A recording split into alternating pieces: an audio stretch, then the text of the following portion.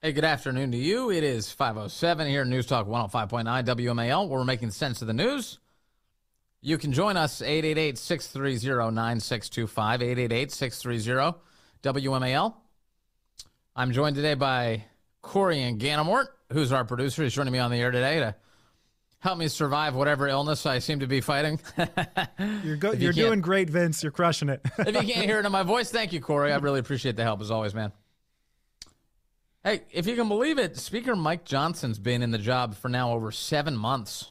It was just 7 months ago that we went through all of that crazy drama as Kevin McCarthy was ousted, replaced by Speaker Mike Johnson. A lot of promises made when he became Speaker. Some disappointment since then. How do we view his tenure at this point, and how will history remember the guy? For that, we turn now to Chris Bedford. He's a senior politics editor and D.C. correspondent for TheBlaze, and he joins us on the phone. Hello, Chris. Great to be here, Vince. Good to have you with us. Speaker Mike Johnson, nice guy. I've definitely expressed my frustrations with him and some of his decisions in these past few months. My view of him at this point is that he's basically just a placeholder speaker, that he's in the job until we can find somebody who's better at it and hopefully grow the Republican majority. Is that the right way to view it?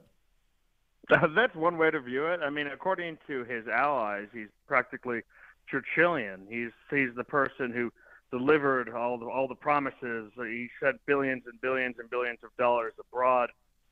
He's formed a new coalition government with the Democratic Party, which is in American House of Representatives politics unheard of for a speaker to have a kind of a center-left coalition. But he is certainly, at least as far as speakership is concerned, a dead man walking. If there's any illusions that he will still be speaker by the end of January 2025, they could only be in his office. And after last week's massive top staff defections, I'm doubtful those exist even in his office. So what's going on there? He has people leaving his office right now. You say he's got these huge staff defections. What's the underlying story? So the last couple speakers before him have largely kept on the same staff. After John Boehner was out, Paul Ryan kept on a lot of his staff, and then Kevin McCarthy kept on a lot of Ryan's staff after that. Johnson represented a break with that, which at first was kind of exciting. Like, oh, maybe there'll be a change in policy, because a lot of times personnel very much is policy. But some of the people he kept on, were real pros. And some of them even promised, hey, we're only going to be here for half a year or so before we leave for other things. We're going to help you steady the ship. He lost 3 of those guys just last week. And these are important folks for tax policies or important folks for AI and different regulatory things. And they're very difficult to replace because unless they're already in the system, the level of skill that a lot of these guys have is not really very affordable to Congress. It's something that people are paying the private sector. You don't have to work 60 hours a week for X paycheck. You can work 40 hours a week and make a lot more. They're difficult to replace. And at the same time, he also lost Raj Shah, which was the former White House communications director who joined his team.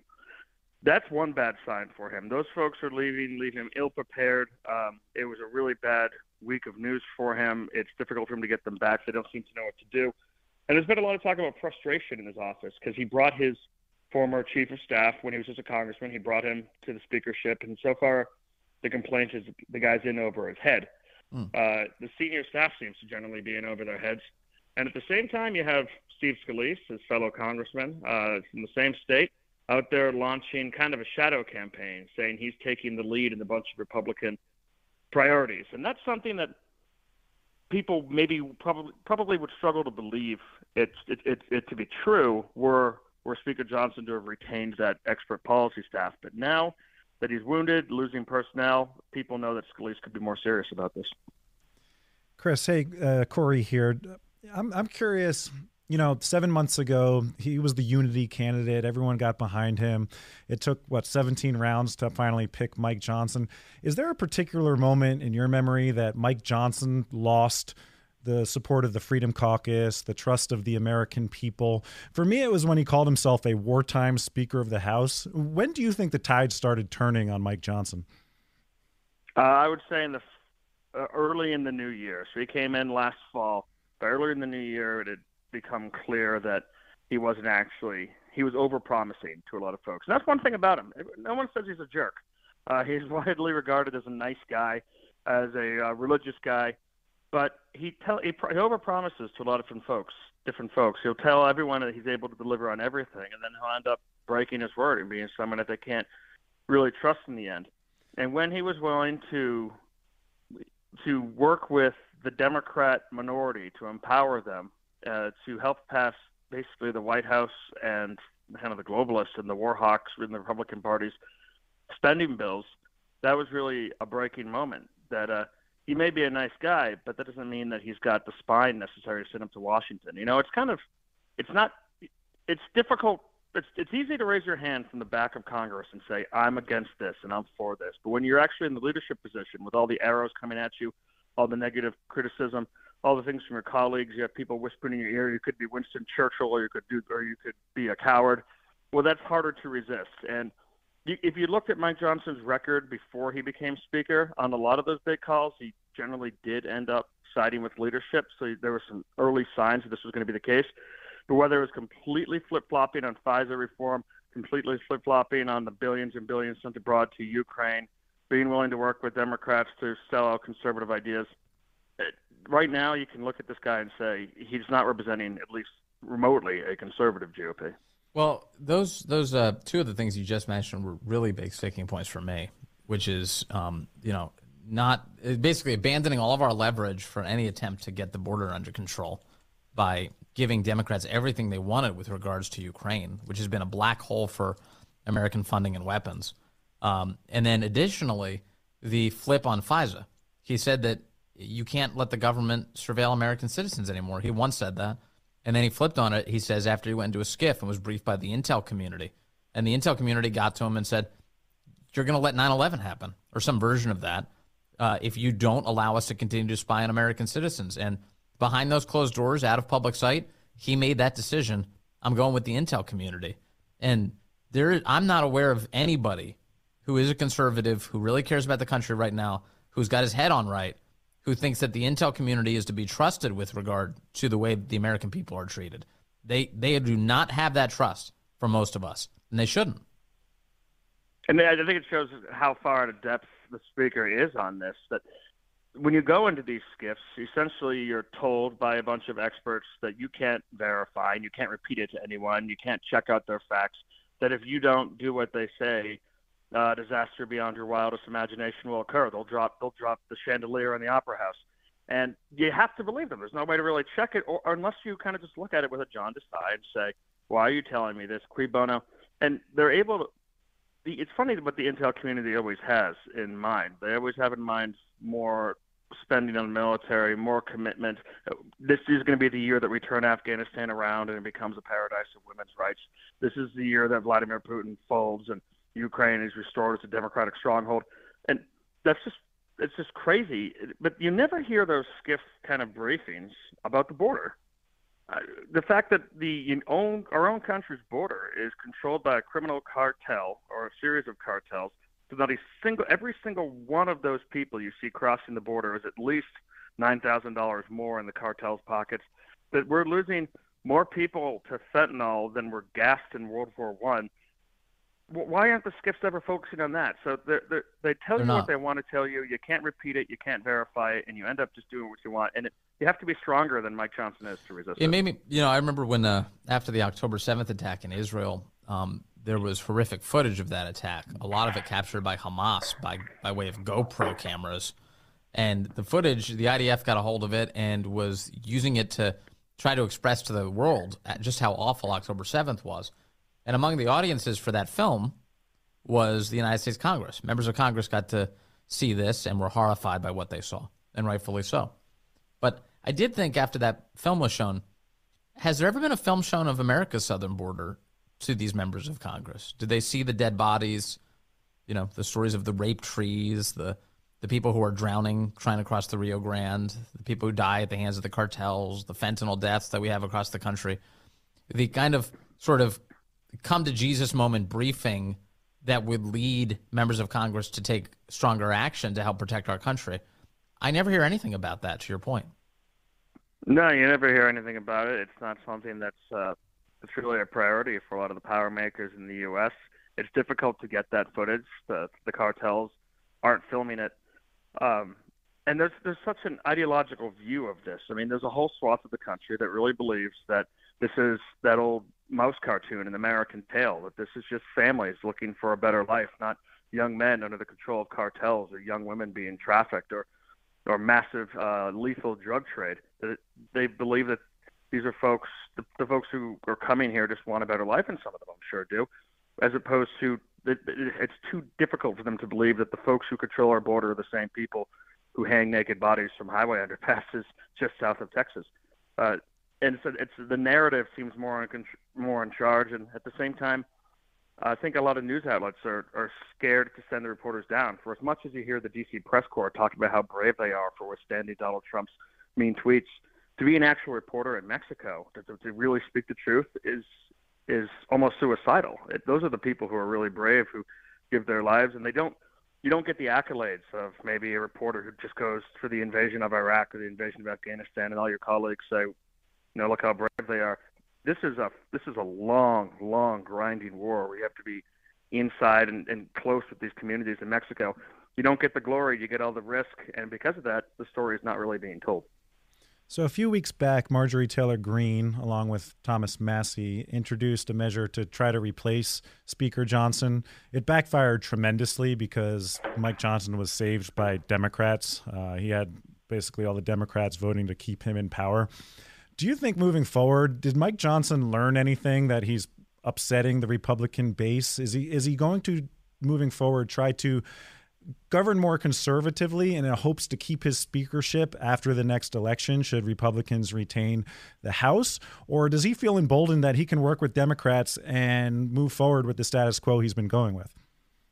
I think the play for him to possibly survive would be to actually please the conservatives and try to pass, for example, a clean continuing resolution that pays for the U.S. government until February or so that if Donald Trump were to win the election, his administration could come in and not be completely handcuffed by whatever massive omnibus D.C. decides to pass instead.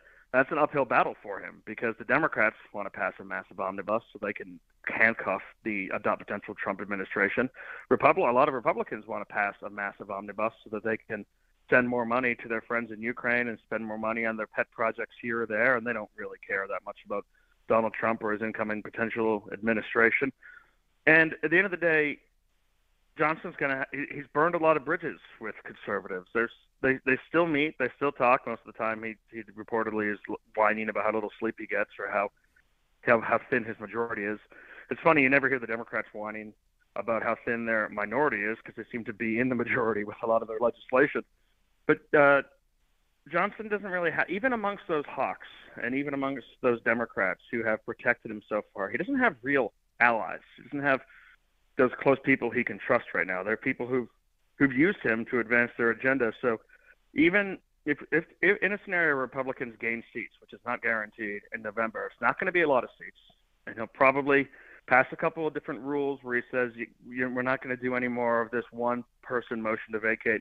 But then when it comes to January and they actually have to figure all this stuff out and decide who really is the speaker with the new House of Representatives, he's just not going to have the allies to make it across that finish line. Yeah. By the way, Democrats control the Senate by the thinnest of margins, and they never complain about that because they get everything they want done all the time. So they absolutely do. They have They have their special ally in Mitch McConnell. Yeah, they really, really do. Okay, Chris Bedford, our special ally in Telling the Truth. Thank you, sir. Good to talk to you today. Let's go to Mike, Sunshine, Maryland. Line 3, Mike, you're on the Vince Coglianese Show. Hey, Vince. Thanks for taking my call. Mike Johnson got pulled into a skiff, and, they probably did put the fear of God into him with regard to, what bad could happen. But I am convinced that they have stuff on every single politician. It's the old mafia saying, great political career you have here. I hate to see anything bad happen to it. And I got to believe they have that kind of leverage on politicians, and they're not afraid to use it. I just have to believe that. I mean, I look at J. Edgar Hoover and how he stayed in office. He died in office because he had something on everybody. So that's what I think about Mike Johnson. I think he really did. Partly compromised and partly afraid. Yeah. Well, you've heard people say that, like, not even for things that you've done, but instead that they'll plant evidence on you.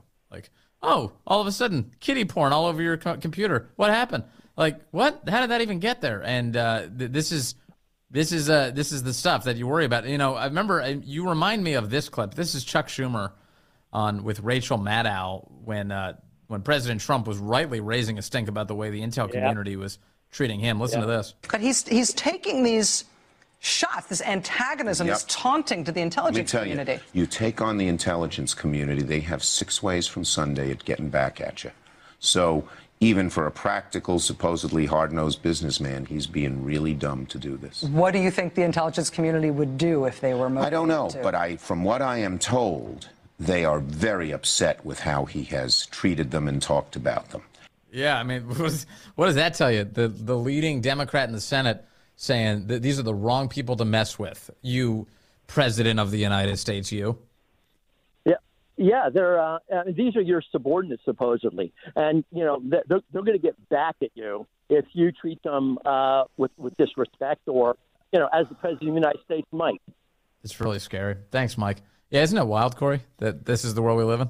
It's crazy. And who in that instance in the skiff has their power on the line? The intelligence community wants to tell you the scariest possible thing in order to keep their power, so you go along with them. Yeah, for sure. All right, coming up, the Democrats are in what Politico's referring to as full-on freak-out mode about Biden's chances of re-election. Peter Doocy, he did the unenviable task of asking the White House about this today. That's ahead. We'll share it with you.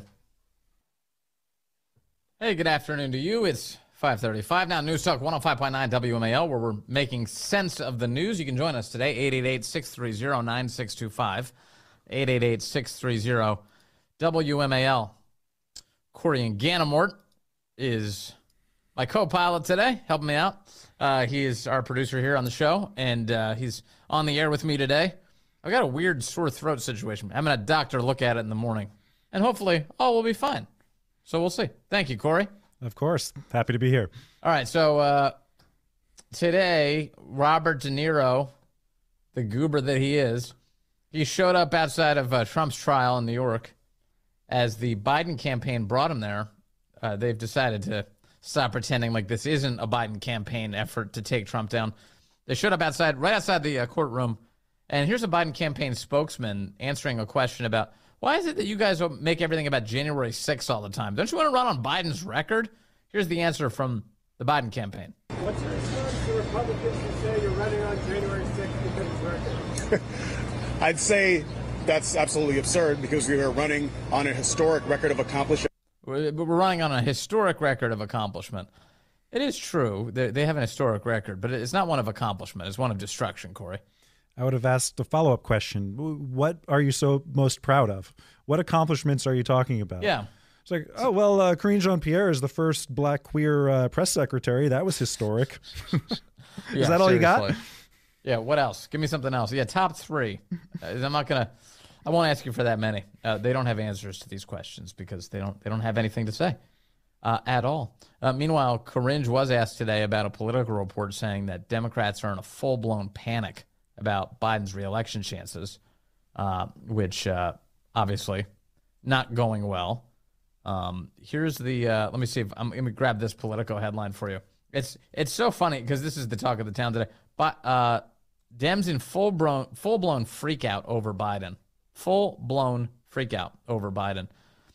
Today, Peter Doocy asking Karine Jean-Pierre whether or not the White House specifically is in freak out. Here's how she answered in her own ineloquent way. Karine, are you guys here at the White House in full-blown freak-out mode? What are you talking about? What are you talking about? There's a Politico story. It sounds like Democrats outside, the quote is, Biden's stubbornly poor polling and the stakes of the election are creating the freak-out. So, again, I'm going to be mindful. I'm not going to comment on 2024 election. I will say this.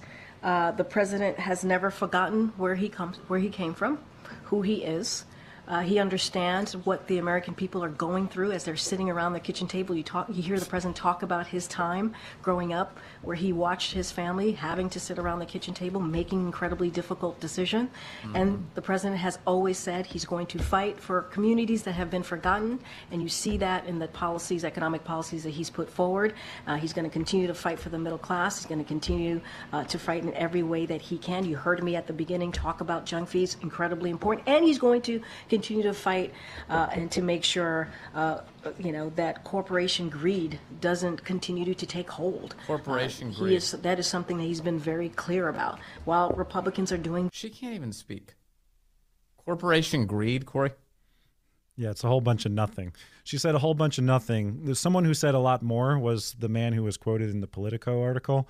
He's anonymous, but he's a Biden campaign operative. He said, "You don't want to be that guy who is on the record saying we're doomed, or the campaign's bad, or Biden's making mistakes. Nobody wants to be that guy, but Biden's stubbornly poor polling and the stakes of this election are causing a freakout."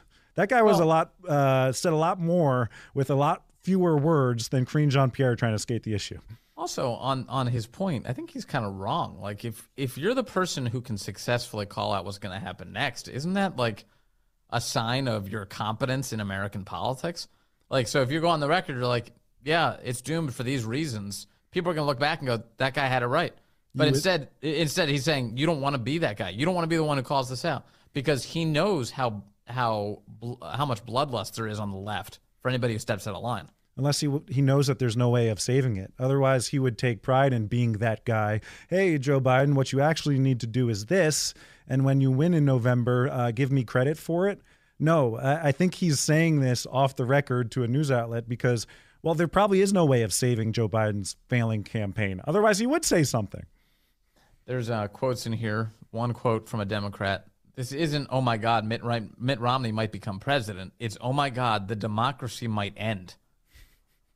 Was that Robert De Niro? Was he the campaign consultant who said that? Probably. Mitt Romney. Remember what Biden said about Mitt Romney? He said that Mitt Romney was going to put black people in chains back during that election campaign. So, forgive me if I don't take any of their statements seriously about anything. They say the concern about Biden's campaign has metastasized in recent days as Trump jaunted to some of the country's most liberal territories, including New Jersey and New York, to woo Hispanic and black voters as he boasted improbably that he would win in those areas. So that's actually kind of interesting. So the Biden campaign is freaking out at Trump's success in the Bronx because they're saying it and going, I don't even know how we can spin this. That was good for him and bad for us. Yeah, and behind closed doors, they're saying, yes, please go to the Bronx. Please go to New Jersey. You have no shot of winning it. They might be right. I don't know, but polling suggests Joe Biden has quite a lead in those states. But behind the scenes, they're actually freaking out that this optically is working to a more national audience because he's wooing minority voters, black, Hispanic, gay, whatever they are in the Bronx. It doesn't matter. So off the record, they're concerned. In the public, well, no, go ahead. Spend all your money. Spend all your time. New Jersey and New York is out of play. There's a guy called Pete Giangreco. He's a longtime Democrat strategist quoted here who's worked on multiple presidential campaigns. He says that he thinks there is still a path to win this, but they don't look like a campaign that's embarking on that path right now. If the frame of this race is what was better, the 3.5 years under Biden or 4 years under Trump, we lose that every day of the week and twice on Sunday. Well, so then what are they running on? Why should we reelect this guy? We've already seen Donald Trump's record. We've seen Joe Biden's record. What's the point?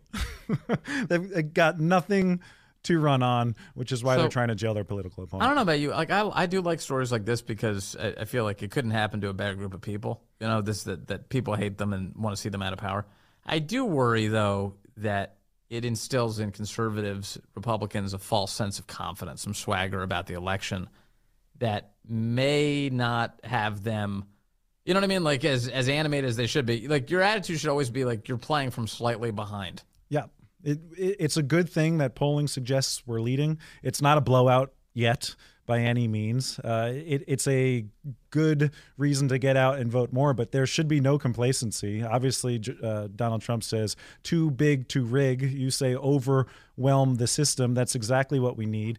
And anyone who suggests, oh, well, it doesn't matter, voter fraud. Yes, there is some of that, but if you overwhelm the system, we will win. We will be successful. We need to early vote. We've said this before. In Virginia, you vote early for 2 full months before the election. If Democrats are doing it, we better do it because there are 0 low propensity Democrats that are out there right now. And some of the polling suggests that too. It was a bit worrisome. I saw a new poll suggest that older Americans are trending towards Biden, at least from the last election. Younger Americans are trending towards Donald Trump. And yes, there are a lot of younger Americans, but these are a lower propensity voting bloc.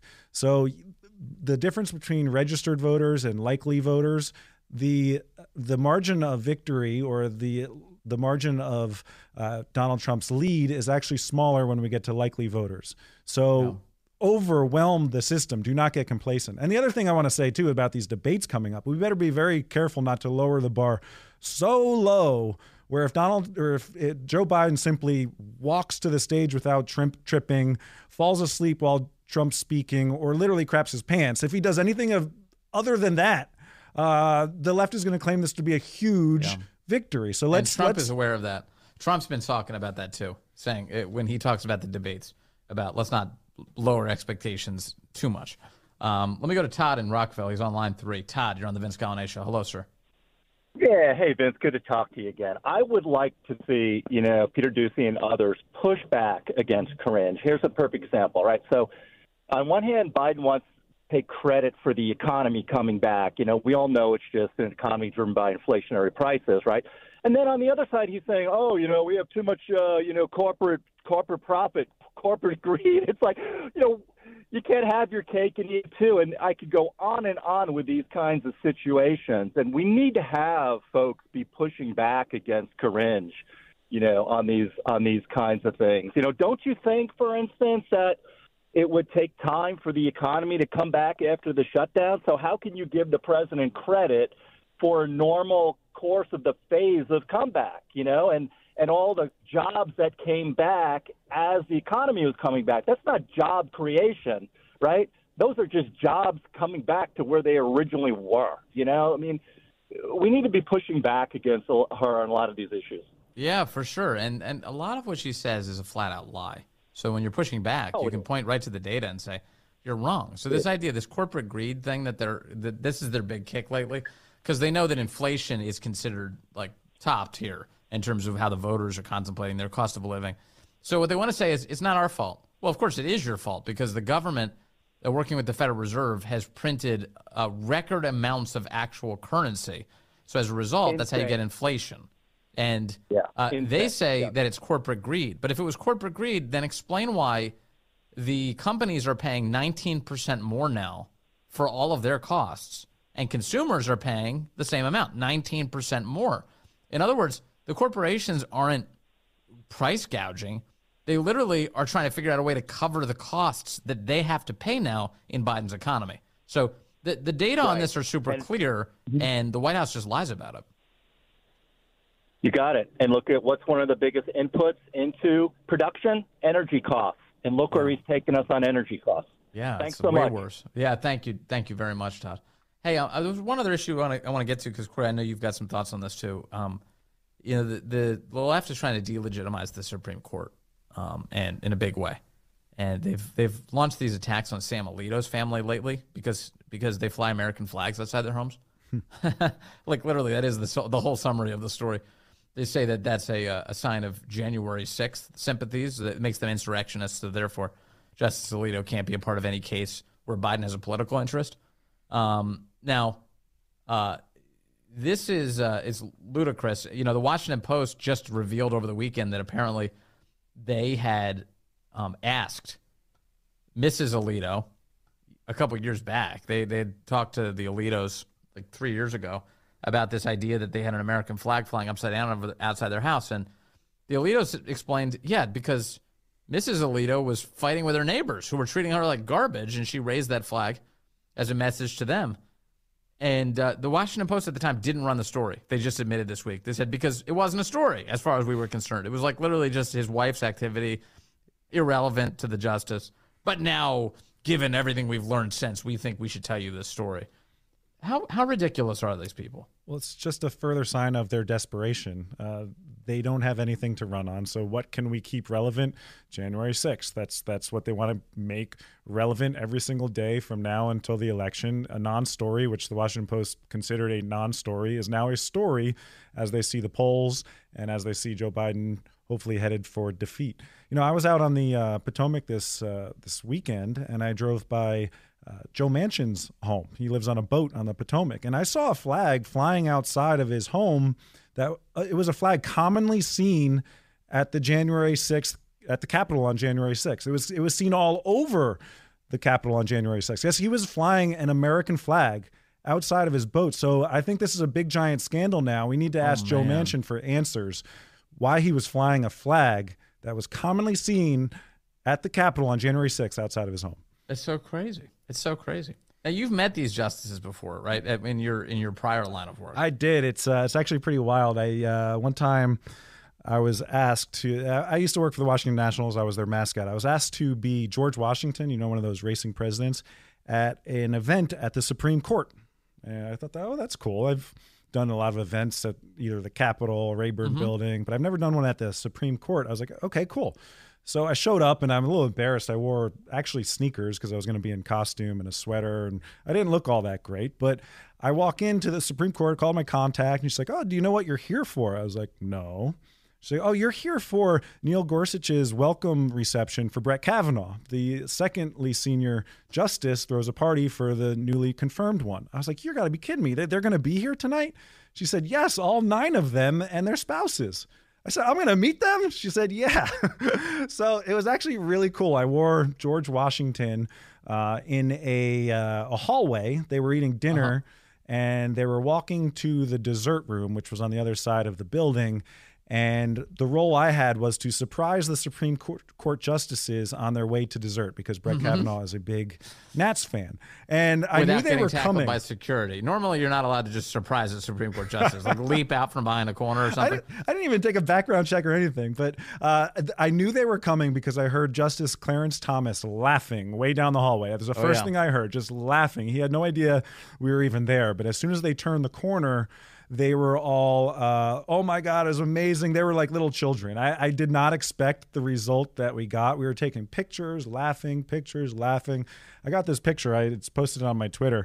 But I broke all of the rules that day. I went up to Justice Gorsuch because he was the one whose idea this was. He was technically the contact, his staffer was. And I said, Justice Gorsuch, I'm not allowed to do this, but I've got one shot ever to do this. Can I unsuit and meet you? Can I take this costume off and meet you? He's like, oh, yeah, absolutely. Feel free. We're going to dessert, but let yourself into the room. I was like, okay, I'm not sure if this is going to happen, but unsuited. I talked to our contact. She's like, okay, let me check on that. That hasn't happened before. She did. She came back to the room and she said, okay, it's a go. So we went to this other room and we waited for about 30 minutes. And the next thing you know, the double doors open and all 9 Supreme Court justices were walking towards me, and I was greeting them one by one. Hello, Justice Thomas. Hello, Justice Alito. Hello, Justice Kavanaugh. Hello, Justice Sotomayor, Kagan, Kennedy. Justice Kennedy was there. Ruth Bader Ginsburg was not because she was ill in the hospital. But it was the most surreal experience I think I've ever had. And I've met Joe Biden. I've met Donald Trump. I've had conversations with them. But this was the coolest thing ever. And we talked about baseball for 20 minutes. Justice Alito was a big Phillies fan. Kennedy was a big Giants fan, and Brett Kavanaugh was really interested in me. I was holding court, if you will. It was awesome. I love that. And that detail about Justice Alito being a Phillies fan. That is actually the most controversial flag he flies outside of his beach house in New Jersey. Yeah. He flies a Phillies flag, apparently. Totally impeachable. Expand the court. You can't root for the Phillies. It's the real scandal. It's absurd. It's the real scandal in this story. Yeah, President Trump is being subjected to these closing arguments from the prosecution, Alvin Bragg's team. And they're going on for hours and hours and hours. Trump just posted to Truth Social the following statement. Boring. He wrote in all capital letters, exclamation point. He just wrote boring. He's not amused. He is not entertained, Corey and Inganamort. No, he is not. Well, we had a lot of fun today, Vince. I appreciate you having me on. Let me tell you, you are a power man. You are the Iron Man of radio, the hardest working man in radio. I kid you not, listeners. He is shivering through the commercial breaks, powering through it. And I just want to say thank you for the opportunity, and it is a privilege to work with you every day. Don't tell people I'm shivering. That's awful. That's a sign of weakness. So we don't shiver. No, here. it's a sign of strength. You are powering through this show right now. You are not well, but you're giving the listeners a world-class, in my opinion, world-class show, as you always do. We pay Corey to say all of those things. Thank you very much, Corey. I appreciate that. And so what we await, Corey, is the big news. What's going to happen with this trial? I did see some claims from Trump sympathetic people in the courtroom that there were plenty of jurors who are not impressed by the prosecution's argument here today. So it may very well, at the very least, we could get a hung jury as a result of all of this. But this is a big news week, and either way, Biden's going to come out and pretend like he called it all along, and it's a sign of the decency of the American justice system, no matter what the outcome is, right? If you got 4 hours to wrap up your case as the prosecution team, if you're explaining, you're losing. And usually it doesn't take this long for a sealed shut case. That's true, unless you rig the outcome, which, of course, always could happen. All right, the great one, Mark Levin, is up next here on the legendary WMAL. Back with you tomorrow. Thanks so much.